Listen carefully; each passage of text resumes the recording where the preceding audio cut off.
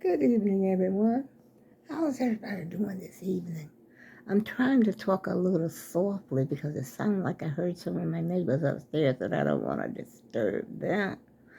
But I guess y'all wondering why am I up here on the YouTube community at 12? What time is it? Yes, it's 12 o'clock at night.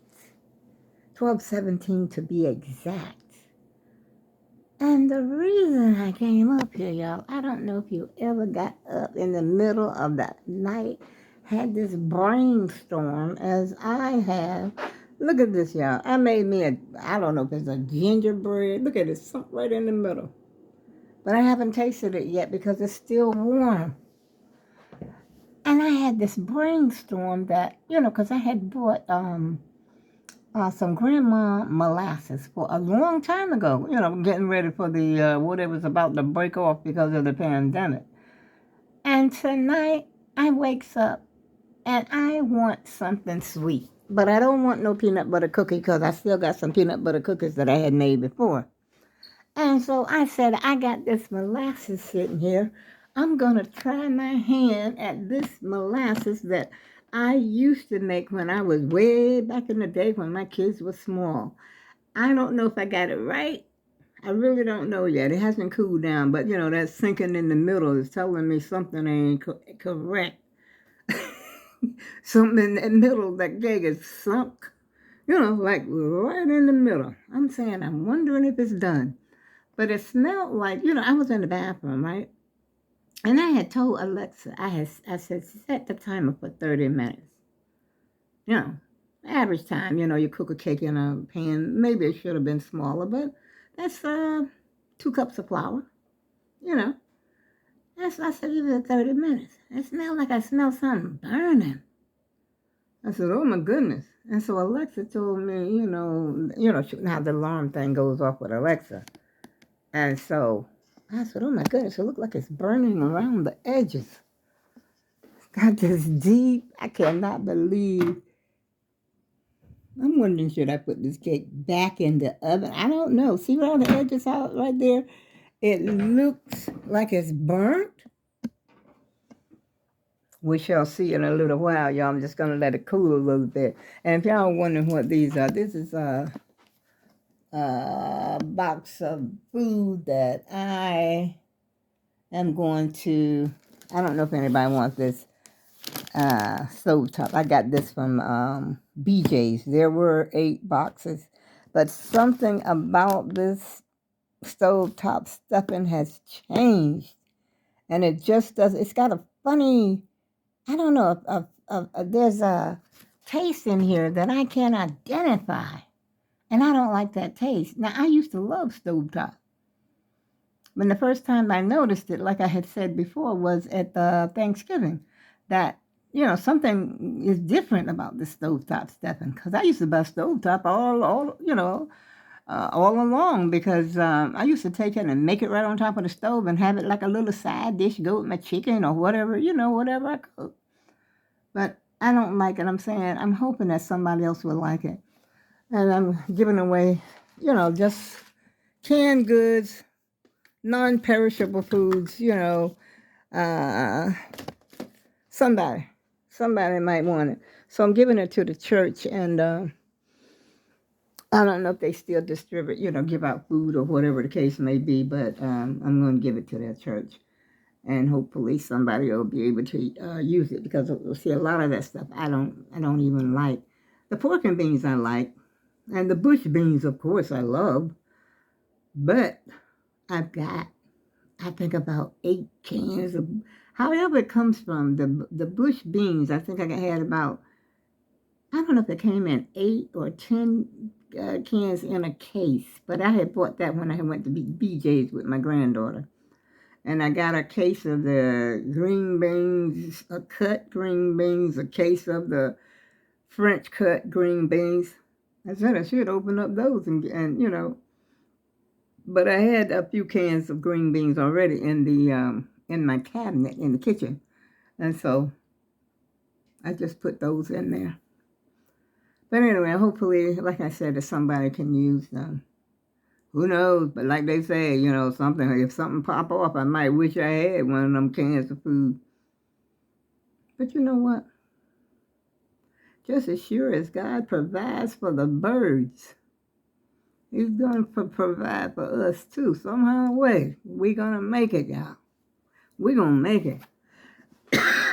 Excuse me. Excuse me, y'all. I told you I woke up out of this sleep and had this brainstorm about cooking some gingerbread. And I'll show you the grandma molasses. In case some people, they might not know, I know that a lot of people, they're not born in the bread. Ooh, the stove is still hot. They're not born and bred in the South as, me. This is grandmama's molasses. And that's what I use. I don't use a whole cup of it. I break it up. I use, you know what? I should have been, doing the cooking while I always say that after the fact. But see, the thing is, I haven't made this for a long time. And I didn't want to mess it up like I did those peanut butter cookies the other day, which I didn't really mess them up. I had all the ingredients were there. It's just that I sort of forgot to put the peanut butter in there, but I remembered and then I put it in. Peanut butter cookie came out good. And I figured I would make it first because it has been years. I'm talking like over 40, 45 years ago since I made this. And so I don't know if I remembered it correctly. Like they say, if you don't use it, you lose it. And so this grandma molasses is older than me. I think let's see. They established in 1890. 1890, I do believe that's what it says. Let me just double check. Yep, since 1890. That's how long grandma molasses been around. And we used to eat molasses, we sop it up with a biscuit, okay? When we didn't have anything else. Like I said, I told y'all a little bit about my background, like when I was a child and everything, raised by a single parent. And to this very day, I don't know how my mother made it with 5 children, but she managed. She did. We didn't have a lot, but we had what we, basically, we had what we needed, and we went to school like everybody else. Clothes was clean. They weren't the greatest clothes. We had some, maybe some patches on our pants or whatever it is that we wore, and the bottom of our shoe was flapping or whatever. But we survived it. And we used to have, like this, we used to have the grandma molasses, and my mother would make biscuits, and we would, just use that to sop the biscuits up, we use the biscuit to sop the molasses up off the plate. And sometimes, if we were lucky, we'd get a little piece of fried meat, on the side. That reminds me of back in the day. And a lot of people, I don't know if they use this to make gingerbread. They probably do. I don't know, but I don't like that gingerbread, that dark, dark gingerbread that everybody makes. I like the way that I used to make it. And so I'm trying my hand at that tonight. And thank goodness I can see really good tonight, y'all. I don't have any glares in my eyes. Everything's cool. Like last night, I was off the wall. I was really off the chart last night. I mean, about these eyes, how they had dilated them. But thank God, everything is back to norm today. I looked at that video. I said, oh, no. And then I said, oh, Lord, I should have showed my ashy thigh. Uh-oh, there go my glasses. I can't break these glasses. If I had a sledgehammer, I don't believe I could break these glasses. As many times as I have dropped them, I don't believe a sledgehammer can break these bad boys. And they are prescription. They were prescription before I had my cataract surgery. And I just continue to use them. I use them like, when I'm on when I'm on the computer a lot, playing games or what have you. And that visit, though, at the doctor's office yesterday was a trip and a half. I'll tell you, you talking about an escapade, an excursion. That's exactly what went down yesterday. But today's another day, y'all, and I'm about to cut the gingerbread. I wonder, can I cut it while y'all are looking? Let's see if it's, look at it. It done sunk even more. I don't know if y'all can see it. There you go. Let's see if I can hold it up. So it's, look at it. Gotta grab me go. I'm cutting this bad boy. Hold on, y'all. Let's see what happens. Let's check it out. I don't want to scratch my pan up. Ooh. Went in nicely. Uh-oh. I think I should have popped. I don't know how. Oh, I don't know if this is going to come out.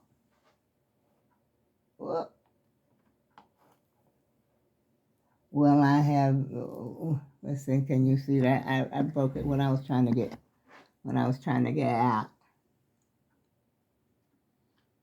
You know what, y'all?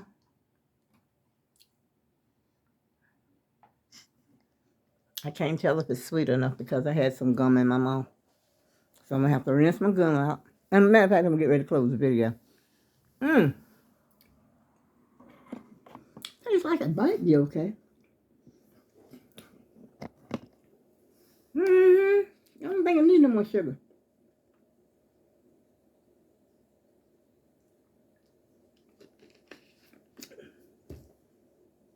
Maybe I should have ate some popcorn to get that sweet, from that gum. I don't know. I gotta stop chewing so much gum. That's ridiculous. It's like, you know how you smoke a cigarette? I used to smoke cigarettes. So I think I said that before on the video. I used to smoke a lot of cigarettes. I was a chain smoker. Oh. Uh-oh. What had my... I think the water did it. I gulped too much water because something's right here, y'all. I don't know what's going on. But when I was smoking cigarettes, I used to chain smoke. And I think that I did, at one time I wasn't doing anything. But now it seems like to me I picked up a habit of chewing gum. Even on my videos, I'm looking at, hey, I got gum in my mouth. I go to bed with gum in my mouth. I said, supposing I choke. And then a lot of times I'll say, okay, I'm just going to chew the gum up until, I get ready to go to sleep. Of course, I don't do that, because I go to sleep and don't know that I'm going to sleep. I don't know how I can't tell exactly what time I fall asleep. And the same thing with cigarettes. Man, I could not go to bed without having my cigarettes in the house. That's how bad a habit I had. I would smoke a pack and a half. And if I had me some beer, 2 packs or better, one day, y'all. One day. And as a result, I do have a little emphysema in the left lung, at the bottom of the left lung. That's what the doctor had said. They ain't said that lately. I haven't had no x-ray, so I don't know what's going on now. I don't think it goes away, though. I mean, once you get it, you got it. So I think that was, how many years ago did the doctor tell me that? 5 or 6 years ago. But I didn't stop smoking then. When they told me that, I still didn't stop. Smoking is one of the hardest things to break that I ever done. I can't speak for nobody but myself. Quit drinking the beer was no problema. I could quit that just like a drop of a hat. And but to quit those cigarettes, I had to have a cigarette up in the morning. If I got up and went to the bathroom in the middle of the night, I had to have a cigarette. The cigarette consumed me. I mean, I was consumed by cigarettes. They controlled me. I no longer had control over myself because the cigarettes were controlled. That was my boss. Oh, yeah. That was my boss. I remember my aunt Lucille, she had a habit like that, of chain smoking. And I think she used to smoke the cigarettes that didn't have no filter on them. I think she did, unless she changed after she got older. I forgot. I can't remember now. But she was telling me one time that she wanted a cigarette so bad. She had ran out of cigarettes in the middle of the night. Now, she was elderly. She was like, well, she wasn't elderly, but I would say that she was a senior citizen because she was in her 60s. And she said she got up in the middle of the night, like 2 o'clock in the morning, and walked to the gas station because she didn't drive at the time. You know, she did have a license and stuff like that. But then, of course, she didn't drive because she didn't have a car at this particular time. So she's on foot. She's walking to the gas station, which was about 15, 20 minutes away from where she lived, to get cigarettes. I have done something similar, y'all.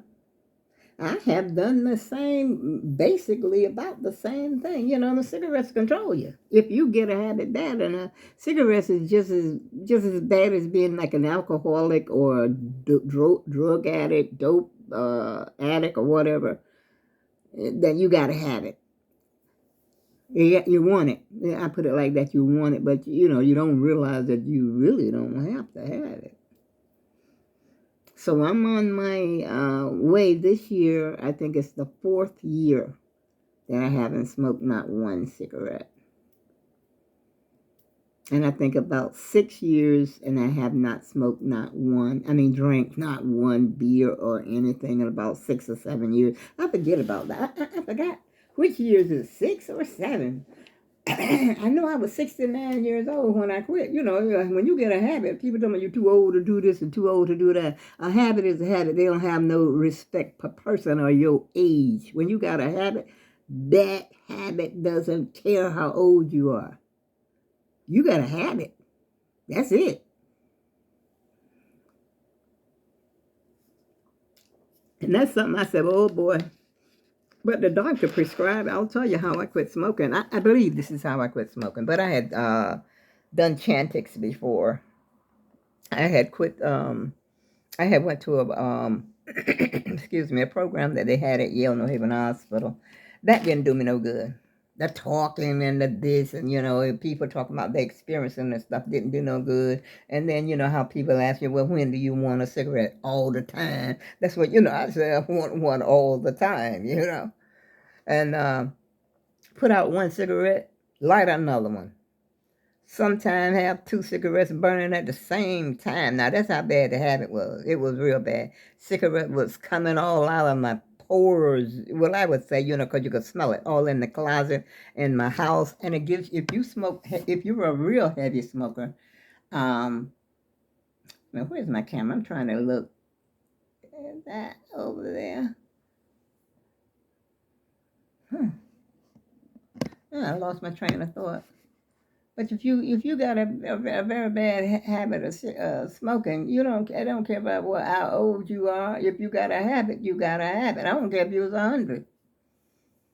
You got a habit. A lot of people tell me, oh, you too old to be drunk. You too old to do that. No, you're not. You're not too old because you have a habit. And habits sometimes are hard to break. Who knows that better than me? I'm 75 years old and I ain't saying I'm not going to say that I kicked the habit because like they say, once you pick it, I had quit smoking before. And once you pick that cigarette up again, it's just like you never, ever quit. You smoke just as much or more than you smoked before. Same thing with drinking. Like they say, alcohol can't take the first drink. Same thing with smoking with me. Same thing. I would imagine people who got the habit of smoking reefer. I imagine it probably is about the same thing for them or any other habit that you may have. I remember one time I had a habit. I had to have a Snickers every day, sometimes 2. I had some kind of habit going on at all times. I, I had to have either a Snicker, and at that time, when I was on the Snickers trip. And my kids, they were old enough to go to the store for me. And we didn't live too far from like a corner store or, something like that. And go to the store and get me a couple Snickers, 2 Snickers. 2 Snickers. I ain't want 1 Snickers. I wanted 2 Snickers. And, there's always something going on. When people, believe me, people are one of the strangest species on this planet. Believe it. They're stranger than anybody, anything else on the planet. It's people. They had something going on. I had a daughter, she was a nail biter. Broke her from the nail biting. No, she was a thumb sucker first. And having that thumb. Broke her out of the thumb sucking. What I did, I bought some, they had this thing, I don't know if they still have it in the groceries, I mean, not the grocery store, but the pharmacy now. I got to get off the video, y'all. Brother, yes. But anyway, at that time, they had a thing in the grocery, I keep saying grocery store, in the drugstore that you could buy over the counter, and they called it Don't. And that was the name of it, Don't. And all you did was rub it on your little kid's finger, the one that she sucks. Broke her habit. But then what did she do? Started nail biting. So sometimes we substitute one habit from another. Anyway, y'all, I'm going to get off the video because it's been 20 minutes. I'll tell you, I start talking about cake. Now I'm talking about nail biting. I'm all over the place. I go with love.